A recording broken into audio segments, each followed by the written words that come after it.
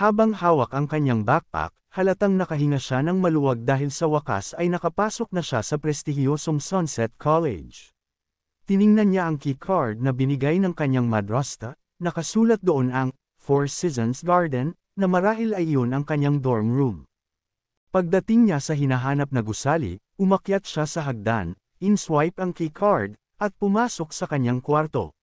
Sa totoo lang, para itong isang 5-star hotel suite kaysa dormitoryong tinutuluyan ng karamihan ng estudyante na kadalasang nagpapakababad sa anime at junk food.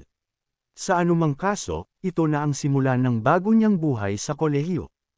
Nang buksan niya ang backpack niya, napansin niyang kulang na kulang ang dala niyang gamit para sa bagong kabanatang ito ng buhay. Kaunting damit lang at wala ng iba, kaya nagpasya siyang kailangan na niyang mamili. Kinuha niya ang campus map at nagsimulang maghanap ng mga tindahan. Habang nakatutok siya sa kanyang telepono, may babaeng bumababa ng hagdan. Nang tumingin siya pataas, nakita niya si Ang Jing. Nagulat siya at tinanong kung doon ba ito nakatira sa itaas. Medyo nagulat ang babae pero hindi na siya sinagot, nakasimangot lang at dumiretso sa pagbaba, tuluyang hindi siya pinansin. Wala siyang ideya kung bakit galit na galit ito pero nagpas siyang huwag na lang alamin at nagkunwaring hindi niya ito nakita. Paglabas niya ng dormitoryo, muli niyang tiningnan ang kanyang telepono at napansin niyang wala ang mga tindahang inaasahan niyang nandyan. Nagtaka siya kung nagkamali ba siya ng liko. Wala ring ibang tao sa paligid para matanungan. Bigla niyang narinig ang isang hindi inaasahang meow. Napalingon siya at napansin na may naglalaro ng pusa. Sinundan niya ang tunog at narinig ang isang boses ng lalaking tila pamilyar. Hindi na nakapagtataka, kaya pamilyar ang boses dahil ang naglalaro ng pusa ay si Gan, ang parehong lalaking natalo niya sa pastahan ng santukan. Ikinagulat niya ito dahil kilala si Gan bilang pinakakinatatakutang tao pero heto't naglalambing sa mga munting nilalang. Laking gulat talaga ng binata na makita ito. Pinilit niyang magkaroon ng lakas ng loob at tinawag si Gan. Pero biglang tumahimik ang paligid. Mabilis na binitiwan ni Gan ang mga kuting at bumalik sa dati niyang nakakatakot na anyo. Binalaan niya si Joe na kapag ipinamalita niya ang nakita, tiyak na mapapasama siya. Halatang galit na galit, matalim ang tingin kay Joe. Dahil sa takot, mabilis na sumagot ang ating bida na wala naman siyang nakita at naghanap lang talaga ng mga tindahan. Dagdag pa niya, kung pwede siyang ituro ni Gan sa tamang direksyon ay agad siyang aalis. Mukhang natuwa si Gan sa naging sagot niya kaya ibinaba ang kamay. Habang papalayo na ito, sinabi niyang luma na ang campus na iyon at pinayuhang dumiretso sa daang iyon para mahanap ang mga gwardya na makakapagturo ng daan. Huminto pa si Gan, binigyan siya ng isa pang matalim na tingin gamit ang nanlilisik na mga mata, at binalaan siyang huwag niyang gagalawin ang mga kuting. Pagkasabi noon ay tuluyan na siyang lumakad palayo. Nanatili si Joe at marahang hinaplos ang mga cute na kuting, iniisip kung paanong matapos ang Dimensional Storm ay nagkaroon ng mga tao ng kakayahang bumuo ng kontrata sa mga nilalang mula sa ibang universo, mga hayop na mas masunurin at may mahiwagang kapangyarihan. Karamihan sa mga tao ay wala nang pakialam sa mahihinang lokal na alaga kaya nakakagulat na makitang ang isang matigas at nakakatakot na tao gaya ni Gan ay may malambot na puso para sa mga munting hayop na ito. Pagbalik niya sa dormitoryo, pakiramdam niya ay sunod-sunod ang malas niya. Naiinis siya na palagi siyang talo sa laro kahit wala naman siyang nakikitang rason. Pinisil niya ang hinlalaki para makapagdugo at muling lumitaw ang kanyang avatar sa laro. Nakatayo ulit sa parehong hagdan kung saan paulit-ulit siyang namamatay na parang pinipilipit ang kanyang laman loob. May isang mahiwagang puwersa sa pagitan niya at ng maliit na templong Budista na pumapatay agad sa sinumang magtatangkang lumapit. Nakakabahala para sa kanya na kahit ilang beses na niyang sinubukang lapitan ang templo ay palagi siyang agad namamatay, kahit na lumipad siya para hindi tumapak sa lupa. Anuman ang gawin niya, pinapatay siya agad pagpasok sa lugar na iyon. Sinubukan na niya ang lahat ng naiisip pero hindi pa rin siya makatawid ng hagdan. Dahil laro ito, dapat may limitasyon ang hirap. Kahit sobrang lakas ng Skeleton Knight at ng mga lamok noon, nahanap pa rin niya ang paraan para talunin ang mga iyon. Pero ngayon, wala na itong pakiramdam na boss fight. Parang harang na pintuan ito na hindi niya mabubuksan nang wala ang susi. Kung gusto niyang makapasok sa maliit na templong Budista, kailangan niyang mahanap ang kaukulang susi. Sa Buddha City, Lotus Pond lang ang kaya niyang galugarin ngayon at wala namang kahit ano roon. Naisip niya ang skill na nakuha niya, meditation. Hindi ito nagpapabilis ng atake o nagpapalakas ng depensa, at nauubos ang ki kapag ginagamit. Pinaganya niya ang meditation skill at muling bumaba ng hagdan. Nang makarating sa ibaba, tumalon siya para hindi tumapak sa lupa, at sa pagkakataong ito, nabuhay siya. Sobrang tuwa niya na nakaligtas siya sa talon kaya proud siyang naglakad papasok sa maliit na templong Budista sabik na ma-explore ito, or so he thought. Pero nang i-activate niya ang meditation skill, sobrang bilis nitong kumain ng ki, kaya siguradong mapapahamak siya. Sa huli, namatay siya ulit pero tinawag niya ang blood avatar niya para bumalik, ngunit nabigo ulit dahil ubos agad ang kwa niya. Naiinis na pinisil niya ang hinlalaki para dumyugo at muling tinawag ang avatar. Sa pagkakataong ito, tumakbo siya na parang baliw, desperadong makatawid agad sa chi draining area, pero bago pa siya makalampas, naubos ulit ang ki bar niya. Hindi siya sumusuko, pinisil niya ulit ang daliri para tumulo ang dugo, habang iniisip kung bakit kulang pa rin ang bilis niya para makatawid papunta sa maliit na templong Buddhist. Kaya naisip niyang gamitin na lang ang mosquito. Pakiramdam niya ay sobrang astig niya nang i-activate ang mga pakpak, sigurado siyang makakalampas na siya. Pero agad ding nawala ang yabang niya nang mas mabilis pang maubos ang chi niya. Oo, bumilis siya dahil sa pakpak, pero sobrang tindi rin ang pagkaubos ng chi, lalo na kapag pinagsabay sa meditation skill. Sa huli, napilitan siyang aminin na imposibleng makalusot sa lugar na ito kung rank 7 lang ang meditation skill niya. Ang tanging option na lang ay gumamit ng mas mataas na rank ng skills. Naisip niyang bumalik na lang sa Lotus Pond para maghanap ng pwedeng mapakinabangan. Pero bago siya makaalis, tumunog ang cellphone niya.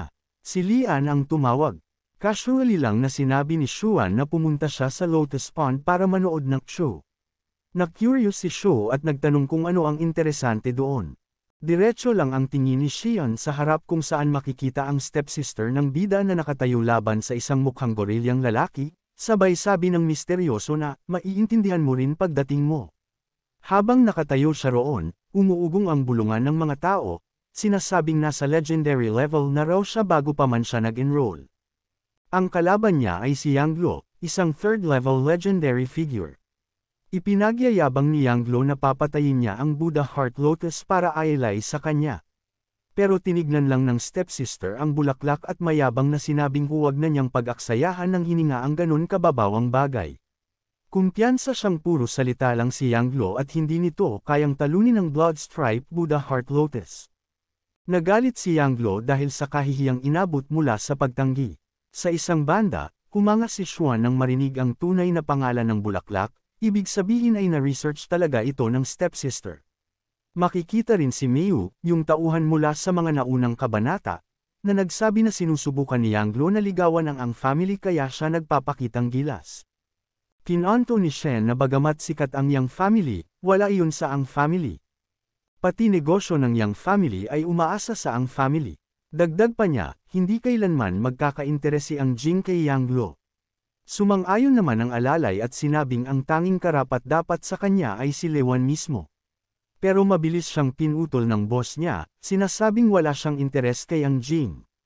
Hindi raw siya yung tipo na, makikipaglampungan, sa kapatid ng kaibigan niya. At yung kaibigan na yun, syempre, ay ang bida natin. Pagdating ng bida sa eksena, tinignan niya ang stepsister at tinanong si Zan kung tinawag lang ba siya dito para ipagmayabang ang kapatid niya. Napangiti lang ang playboy at sinabing hindi iyon ang main event. Ipinunto niya na may humahanga sa kapatid niya, at bilang kapatid lalaki ay may karapatan siyang kilatisin ang lalaking nagkakandara pa para sa kanya. Samantala, nagngingit-ngit na si Yang Luo sa inis matapos siyang mapahiya. Kumpiyansa siya na kapag napatumba niya ang Blood Stripe Buddha Heart Lotus, mapipilitan itong tanggapin ang alay niya. Pero tinuwanan lang siya ng babae at sinabihang tigilan na ang kahihiyan niya. Yun na ang huling patak para kay Yang Luo, tinawag niya ang mga alaga niya, at biglang lumitaw ang dalawang puting agila sa kalangitan.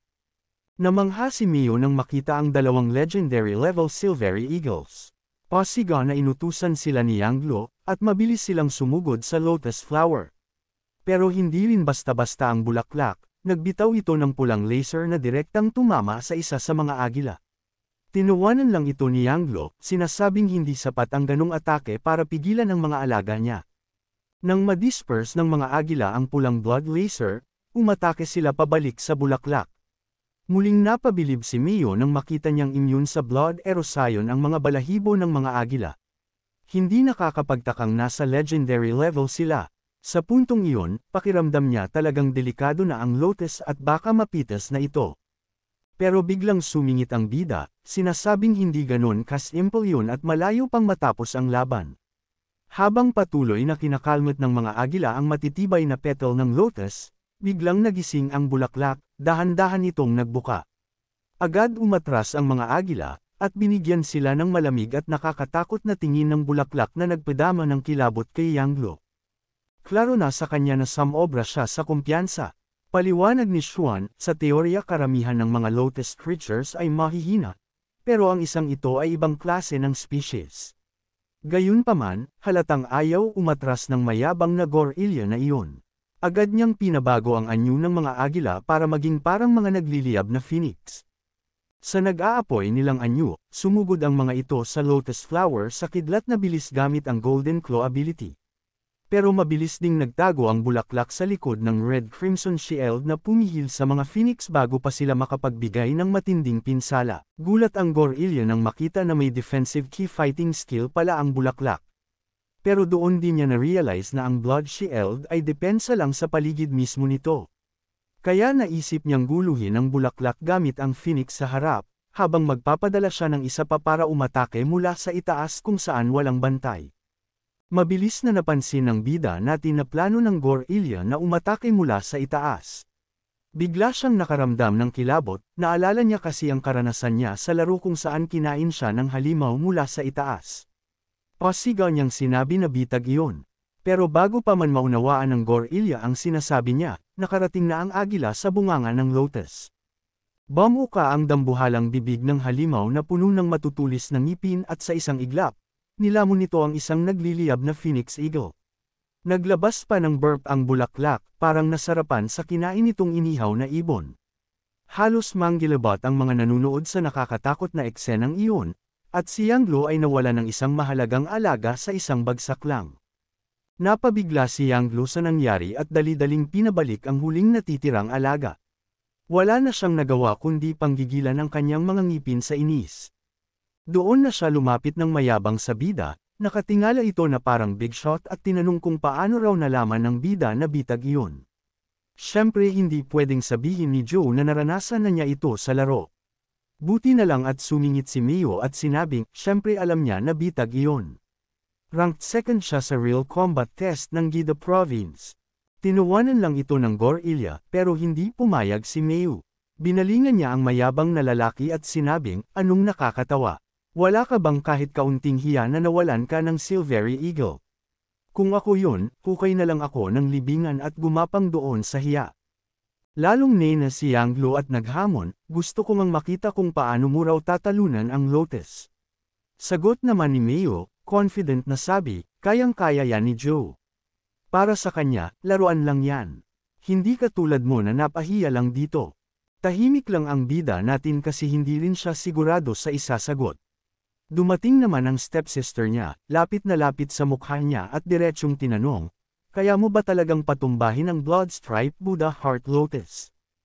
Hindi siya makasagot agad. Kahit ayaw niyang aminin, hindi pa niya talaga natalo ang Bloodstripe Buddha sa laro, at itong lotus na ito, nagpapakita pa ng mga galaw na hindi niya nakita sa game. Pero dahil matalim ang titig ng stepsister niya at ayaw niyang magmukhang duwag, nagnitngit na lang siya at pinisil ang kamao niya sa inis.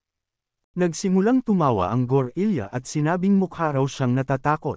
Mukhang salita lang ang kaya mo, pang-aasar pa nito. Pero biglang sumingit si Lewan at sinabing gusto niyang sumali kay Joe para talunin ang halimaw. Nagulat ang gorilla sa di inaasahang pagpayag ng sikat na playboy ng Lee family. Pero kalaunan ay ngumiti ito, iniisip na kahit pa ang Silvery Eagles ay hindi kinaya ito. Puro ilusyon lang kung akala nila na kaya nilang talunin ang halimaw. Pumayag siya at sinabing excited siyang makita ang plano nila. Ilang sandali pa, nagtipon na ang mga tao sa isang gilid habang sina Joe at ang dalawa niyang kasama ay nasa kabila. Halatang inis si Lewan kay Mio dahil pinatulan nito ang gorilla at nadamay sila sa hamon. Pero pinaalalahanan siya ni Joe na wala nang silbi ang kurutin ng pisngi ng kalaban dahil tinanggap na nila ang hamon. Mas mabuti pang mag-focus sila sa susunod na plano. Confident pa rin si Joe kahit hindi kinaya ng blood avatar niya dati ang halimaw. Sigurado siyang kapag tatlo sila, baka mapahanga pa nila ang lahat. Lalo na't may dalawang legendary level creature si Lewan sa panig nila, kaya mas may laban sila ngayon. Ang problema lang ay paano sila makakatawid sa Lotus Pond. Aminado si Joe na hindi niya pwedeng asahan lang ang skeleton ant niya para protektahan silang tatlo. Tinuro rin ni Zan na wala siyang lumilipad na alaga at ang bagong pet niya ay hirap pang manatili sa ere. Doon sumingit si Meo. Nilagay niya ang mask sa mukha at sinabing, "Ako na bahala." Tinawag niya ang alaga niya at biglang lumitaw ang isang dambuhalang pagong mula sa kalangitan, bumagsak sa asidong tubig. Nang lumutang ito, nagsilbing matatag na plataporma ang likod ng pagong para makalakad sila sa ibabaw ng asido. Napahanga si Lewan nang makita iyon. Hindi niya inakalang may mortal level symbiotic egg din pala si Mio niya noon si Joe lang ang may alagang ganun kataas ang antas. Pero ayun, tatlo silang nakasakay sa higanteng pagong at papunta na sa halimaw na bulaklak. Sinabi ni Mio sa mga kasama niya na sila ang lalaban sa Twisted Flower habang uutusan niya ang Dragon Scale Turtle para sumuporta mula sa gilid. Pagkasabi nun, si Joe at ang mga kasama niya ay agad naglabas ng kani-kanilang mga pet. Tumalon sa ere si Kuya at tinawag ang skeleton ant niya sabay sakay dito. Hindi rin nagpahuli si Lewan at agad na nag-transform. Todo hiyawan ng mga tao nang makita na pati ang kilalang ikatlong anak ng pamilyang Lee ay may legendary level na creature. Mayabang na sinuot ng ating playboy ang kanyang itim na armor at naghanda na sumabak sa bakbakan. Samantala, galit na galit ang mayabang na unggoy na nakikita na baka matalo ng tatlong ito ang halimaw dahil sa lakas ng mga alaga nila. Ang stepsister naman ay tutok na tutok sa laban at hindi pinalalampas ang bawat sandali. Pero mukhang hirap ang nakasuot ng itim na armor na panatilihing balanse ang sarili sa conch kaya sabi ni Joe kay Mio na bantayan si Lewan kasi hindi flexible ang floating ability ng conch at baka mahulog siya sa asido. Tumango si Mio at sinabing siya na bahala. Pagkatapos nun, sumugod ang dalawa sa halimaw. Agad nagpakawala ng crimson projectiles ang halimaw pero inutusan ni Joe ang kanyang ant na harangin iyon. Tumayo ang skeleton ant at sinalo ang mga projectile para protektahan sila. Doon nakita ng nakaitim na armor ang pagkakataon at tinaga ang halimaw. Gumanti ang bulaklak ng isa na namang crimson fluid-like attack pero tinaga iyon ni Zuan at tumama sa mukha ng bulaklak. Samantala, umatungal ang ant ni Z at naglabasan ang mga spikes mula sa lupa na bumagsak sa katawan ng bulaklak.